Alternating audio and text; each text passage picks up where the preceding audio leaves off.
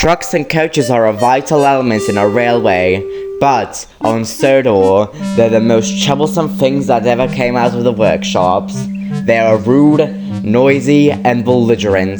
They often cause trouble on the island of Sodor, and whenever there's an accident, the main culprits are them.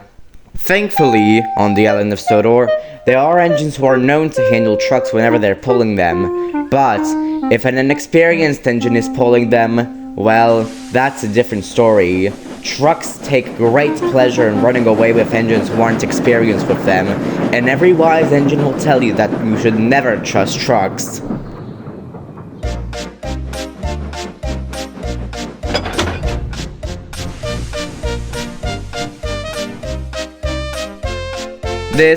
This is Nicholas, and he is one of the happiest engines on the Northwestern Railway, and he's been handling coaches and trucks for a very long time, which is why the fat director thought it would be a good idea to make him the permanent shunter at Knapford. There are other engines working in the yards with Nicholas, but sometimes they tend to be a bit unhappy. So Howin, how's your little branch line going? It's going terrible. That's how it's going. Why? I thought you would be happy to have your own little line to run on. I am happy to have the line, Tyler.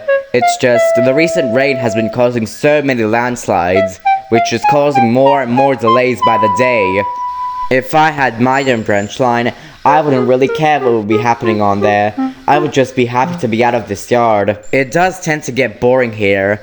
I do appreciate a nice long run on the main line. Tell me about it. I don't boast, but when me and Edward arrived to the line, we were the only engines working on it, and we would be out pulling trains every single day. But now, it just seems like I'm stuck in this yard. I haven't pulled a train since Tidmouth Sheds was being constructed, and after my little incident, the fat director had me shut up in the shed after I returned, and since then, I haven't pulled a train at all. Well, I feel sorry for you chaps, but I better get going. I've had enough delays for one day. And with that, Helen quickly puffed away.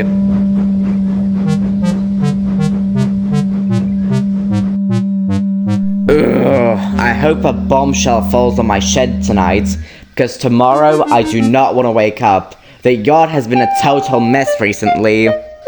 Well, I wouldn't look at it like that, Thomas. I would just look at it like more work for us. More work means more happy engines. Nicholas, give it a rest already. It's okay to be sad sometimes. What's there to be sad about, Thomas? I have a big railway to work on with all my friends. Ooh, and I have a big yard to shunt in every day, which comes with a harbor too, where many ships arrive with so much cargo. Goodbye, guys. If I want to be really useful, then I better get my wheels moving. Later that day, Nicholas was shunting some well wagons into a siding. He was still feeling as bright and cheerful as he ever was.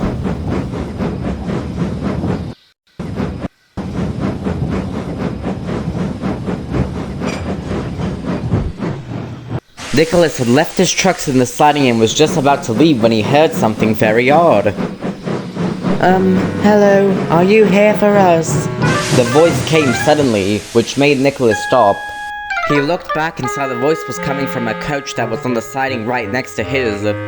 I'm so sorry, said Nicholas, but I'm not.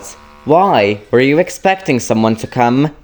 Oh no, darling. We're so sorry if we startled you. But we haven't been moved in a very long time, and we just thought if anyone came, then that meant that we would finally be...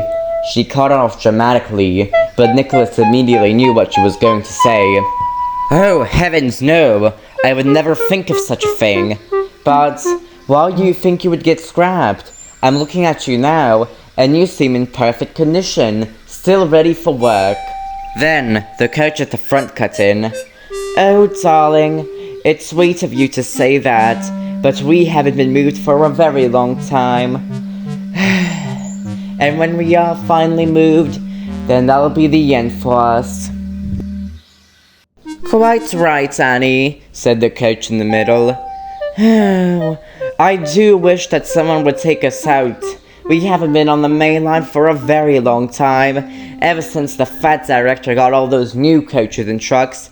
We've been left here forgotten about. Nicholas thought and thought. He was trying to find ways where the three coaches could be useful again. He thought.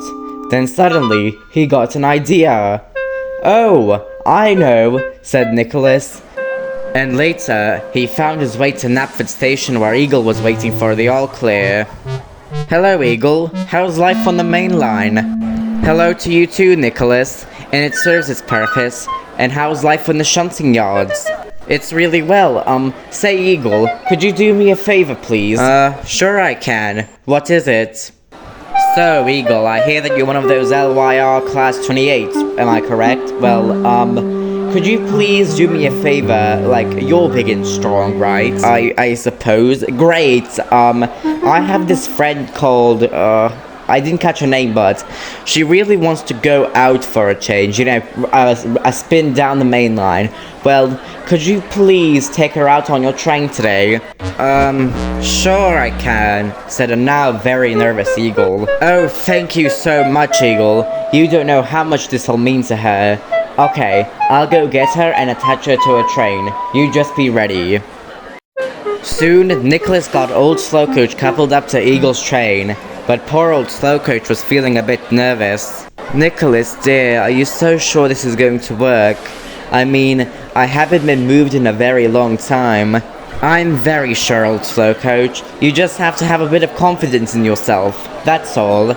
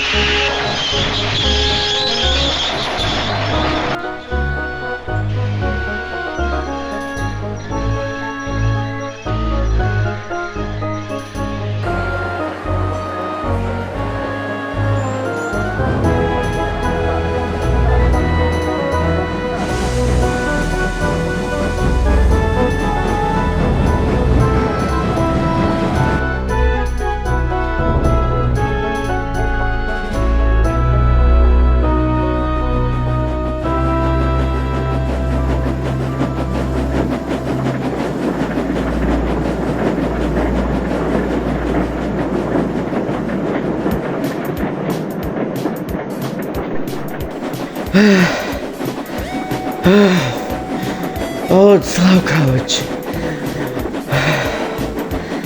You look way lighter than you actually are. Oh, excuse me? I am not that heavy. You know, Colin is a tank engine and he was able to pull me. Colin is way younger than I am. Oh, I don't know how he was able to pull you. Well, Colin was way nicer than you. He never called me heavy. Well, sorry. I didn't mean it like that. I'm just really struggling to pull you.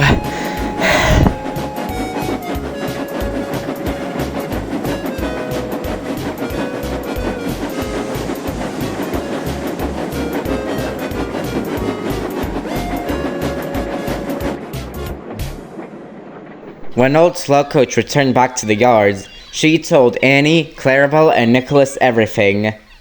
Oh, old Slowcoach, I am so sorry you had to hear that.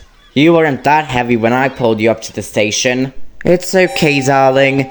You had good intentions in mind. But I guess it just goes to show that me, Annie, and Clarabelle are just a lost cause. You shouldn't fuss over us anymore, Nicholas, darling. You can run off and go do your work like a proper engine, while we just sit here all alone all day. Old Slowcoach, you shouldn't say that about yourself, and don't worry, I'll stick by your side until I find some jobs for you guys, don't worry. And while you were gone, I actually got an idea on what I should do with Annie and Clarabelle. Nicholas, we see that you're a nice engine, but you should just let us be and enjoy our retirement. And besides, back when we were still in use, the passengers would always complain that we were so uncomfortable to sit in, and that we would squeak, rattle, and groan. You should be free. You're an engine. You shouldn't worry about us anymore. Annie is right, my dear. Run along now. I am sure you have friends waiting for you. And besides, the peace and quiet has been better than noisy passengers leaving a mess in us all the time.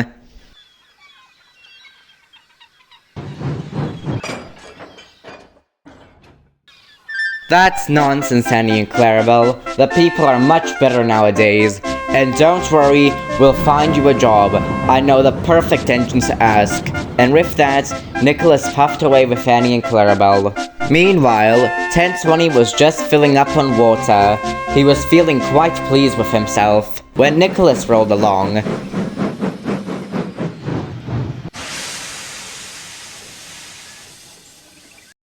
Good afternoon, 1020. I have a favor to ask from you.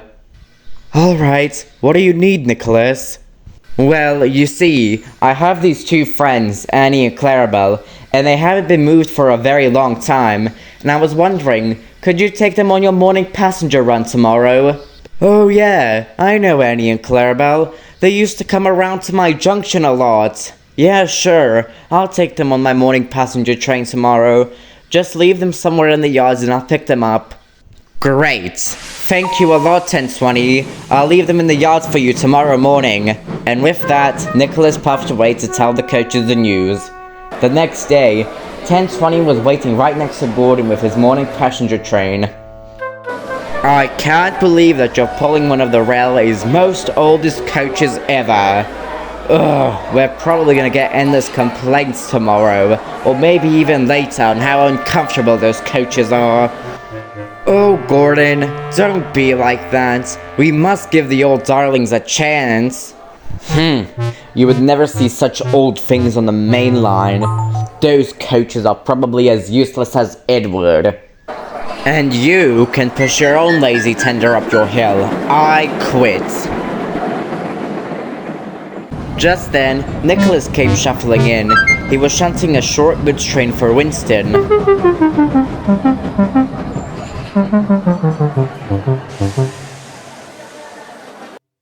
Morning, Nicholas.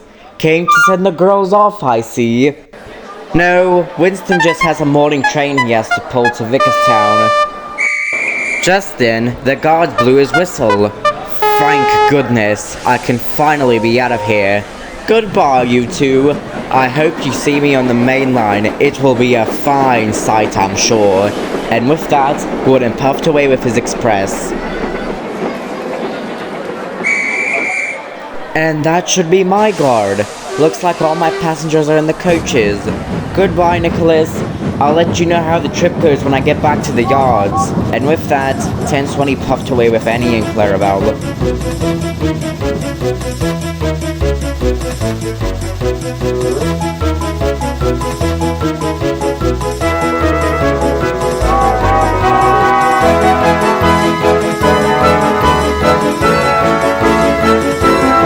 Now, by no means is 1020 a fast engine, but compared to Edward, he might have been the Flying Scotsman. Edward knows not to go too fast when pulling Annie and Clarabelle, because they don't like going too fast. But 1020 didn't know this yet. So, per usual, he went his normal pace, which was too fast for Annie and Clarabelle. 1020, slow down, this is too fast for me. Quite right, Clarabelle, my roof is going to fall off. 1020, slow down. But 1020 didn't hear anything, and he just kept on going.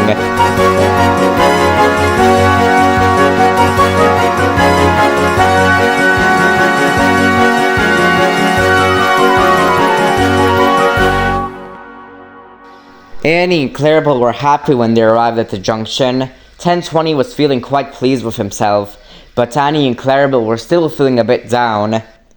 Oh, 1020 dear, you were going so fast. Well, that's the first time someone ever said I was too fast. Ho ho ho. But seriously, Annie, I wasn't going that fast. Yes, you were, 1020. You were going so fast that my frames were shaking, and my wheels are still quivering how scared I was. Oh, well, I'm really sorry, Annie. Next time, I'll remember not to go fast. Oh, thank you, 1020. Me and Clarabelle were very frightened. Just then, Gordon came shuffling up with the express. He was still feeling as grumpy as ever, but 1020 didn't mind that at all. He usually didn't pay mind to Gordon's grumpy mood. Oh, I see you still have those rotten old coaches behind you. I'm shocked that they didn't fall apart on the way here. Gordon was grumpy because a cow got stuck on the line, and it wouldn't move until the fireman got out and chased it off. But 1020 was already prepared for this. Well, Gordon, he started. Actually, Annie and Clarabelle were quite pleasant coaches, and all the people riding them were quite comfy in them. They were also not bumpy at all. I'm sure your passengers will be happy to get rid of that. And what's that supposed to mean?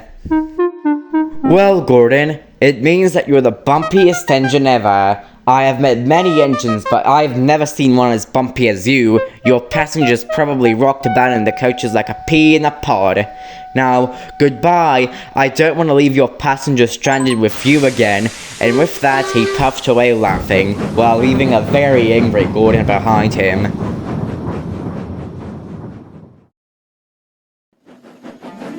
The three friends were making great time, and 1020 was going much slower now, so Annie and Clarabelle felt happier. They decided to sing a little tune along the way.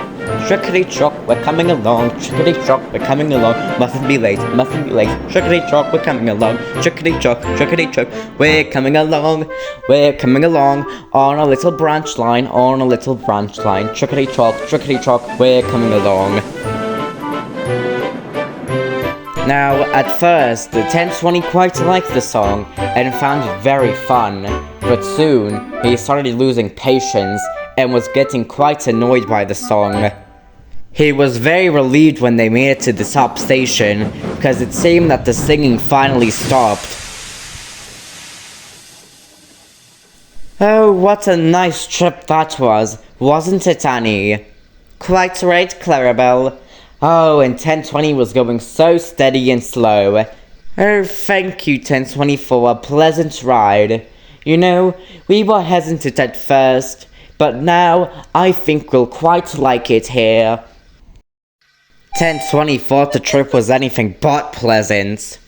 Annie, Clarabelle, you two are nice coaches, but you're a bit too loud for me. What? But we always sing when we ride with Edward. Not to mention that Kai Edward would sometimes join in with us. That's nice and all, but I prefer a nice, calm, and quiet trip down the branch line, not some rowdy singing. I'm sorry, Annie and Clarabelle, but I think you'll have to find another engine to work with. I'll take you back to Nicholas, but I don't think I'll take you out tomorrow. Later that evening, Nicholas was talking to all three coaches at the yards. They all felt very sad. I'm really sorry, you three. I really thought things would work out. I guess I was just wrong. It's okay, Nicholas. At least you can say you tried. But I guess the efforts were wasted. No, don't say that, old slow coach. Look, we'll try something tomorrow. But I have to say that I'm exhausted myself, and I think I'll need a good night's sleep to try and think of some ideas. And with that, Nicholas very sadly puffed away. Later that night, Nicholas was in his shed resting. He was trying to think of ways to help old Slowcoach, Annie, and Clarabelle. Meanwhile, the other engines were trying to comfort Nicholas. You know, Nicholas, I could probably take Old Slowcoach out with me tomorrow again. I'll just have to find another tender. And I could probably take out Annie and Clarabelle. I'm sure their singing can't be that bad. And if it is, oh well, I did it for a good cause, I guess. You know, Nicholas, you remind me a lot of my brother Clive. He would always push me and Matthew to be resourceful about our resources. And back then, we barely had anything. But he always made things stretch. Just like he used to say, when there's a will, there's a way. Nicholas appreciated what his friends were saying to him, but he was still feeling a bit down. Don't worry about it, guys. I'll figure this out on my own. Well, Nicholas, here's an idea. Why don't you try to talk to the fat director? I'm sure he'll be more than happy to put Annie, Clarabelle, and old slow coach back into regular service. Yeah, there's only so much you can do, Nicholas. No offense. And besides, I'm sure the fat director would be more than happy to help. No, it's fine, everyone, said Nicholas, still looking down at his buffers. I can do this on my own. I promised I'd help Annie, Clarabelle, and old slow coach, and I'll fulfill that promise. Now, if you don't mind, I would like to get some sleep. And with that, Nicholas drifted off to sleep. But that night was anything but peaceful.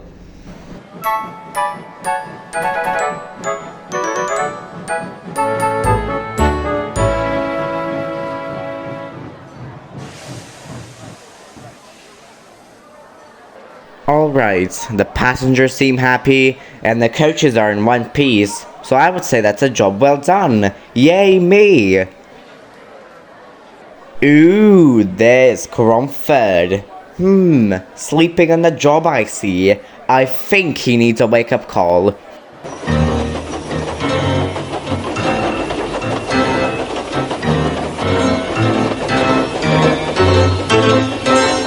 Oh my goodness! Bloody hell, what's the matter? Is my shed on fire? Is there a truck on fire? A coach on fire? What's burning?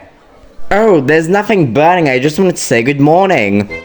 Are you fucking kidding me right now? What the hell is wrong with you? Oh, you know, the usual.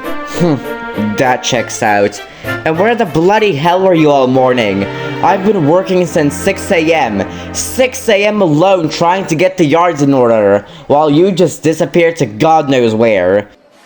Oh, I had to take Cindy's morning passenger train. She was feeling ill. Oh, was she that lazy that she couldn't get her lazy tender out of her shed? Mate, this morning she looked perfectly fine. Ugh, fine, whatever. Now that you're back, would you want to help me in the... Good morning, you two. Sorry I can't stop. Judy calls.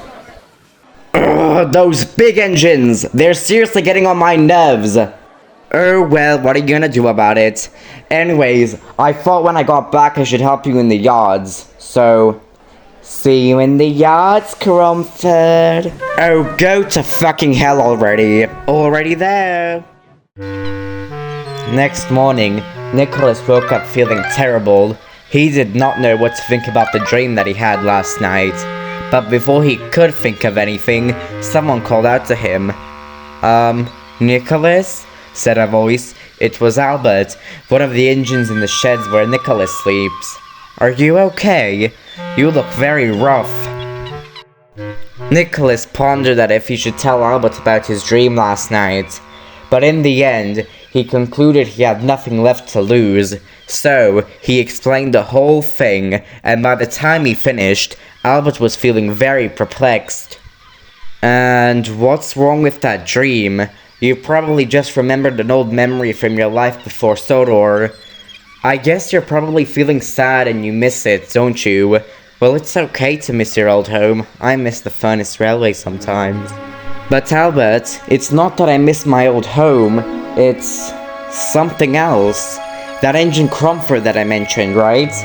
Well, one day, he was a perfectly fine working engine, and the next, well, he just completely changed. He could no longer pull trains properly anymore, and he basically dragged himself across the yards. The manager was very surprised, and he tried making him better with all sorts of new parts, but no good. And well, eventually, he just deemed him too old to be kept in service and scrapped him. And when I left Sodor, some strange things started happening. Every night, I would have dreams about my old railway, and in every single one of them, Cromford was in it. Even if he wasn't in the memory, he was always there, and it honestly just seemed like he was haunting me. Whoa, that is strange. But wait. You mentioned your controller scrapped him because he was too old. Well, is that why you're... Yes I am. I don't want anything like that to happen to anyone. I guess that's why I've been so hyper-focused to try and find a job for Annie, Clara, and old slow coach. But my journey must commence. I cannot let that happen to them. And with that, Nicholas quickly rushed off. As he puffed away to go talk to the 3-year-old coaches, he tried to put on a brave face as to not upset them more, as they would definitely be sad after yesterday's events.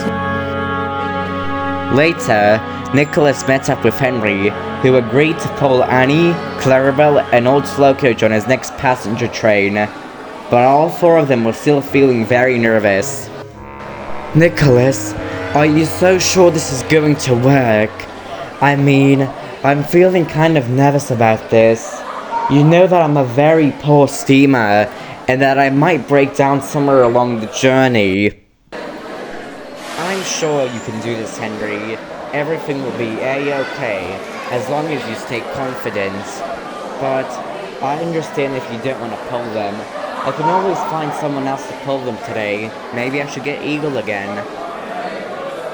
Henry just sighed. Okay, Nicholas, I'll take them. But if I break down, you're coming to rescue me. The guard's whistle sounded, and Henry quickly puffed away, determined not to let Nicholas or the 3 coaches down.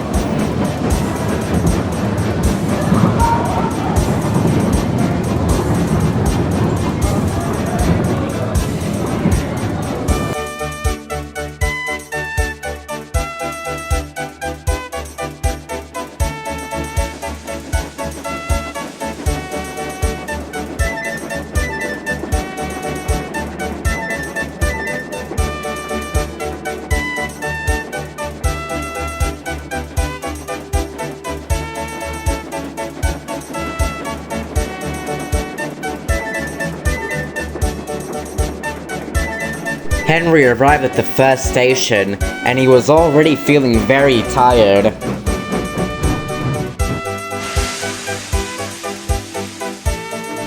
The 3 coaches tried telling Henry to leave them at Crosby as clearly he was suffering, but Henry reassured them that he would be fine, and once the guard's whistle blew again, he set off.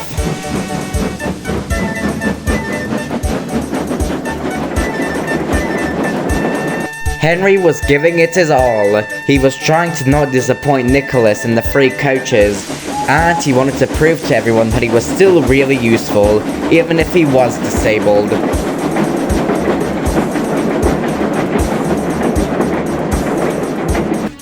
Eventually, Henry finally made it to the mainline viaduct, but it is here where his struggles really began. His driver and fireman started to hear a very strange noise coming from his safety valve. They decided to check over Henry at the next station.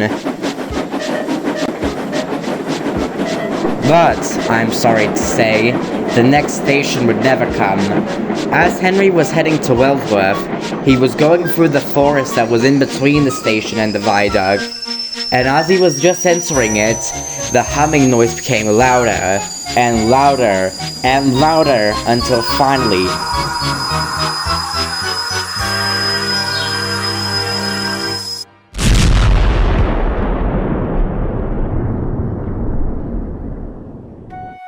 Thankfully, mostly everyone made it out unharmed, but poor Henry.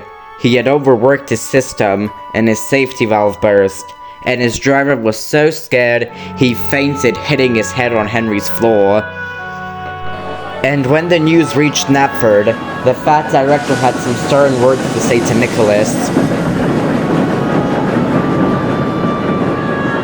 Now, Nicholas, I understand your reasonings for doing the things you did, but it was highly irresponsible of you for asking Henry to do a job that he was clearly incapable to do. And also, Nicholas, you should have come to me about the issue, not try to solve it on your own. Yes, sir. I'm sorry, sir. I know I shouldn't have done what I did, but... I don't know. I guess I was just really desperate. You are forgiven this time, Nicholas. But I better not hear about this coach nonsense again. And if I ever see you try to pull this again, then I shall have no choice but to keep you in your shed. You understand? Yes, sir, said a very sad Nicholas. But don't worry, there is a happy ending to this story. Despite the fat director's cold words to Nicholas, he would in fact do something with old Slow Coach Annie and Clarabelle. Old Slow Coach is now a part of the Brendam Bay Branch Line family, and she's coupled up to a very special dinner train that either Adam or Emily pull. And Annie and Clarabelle, they're still kept on the main line, and Edward and Eagle take turns pulling them.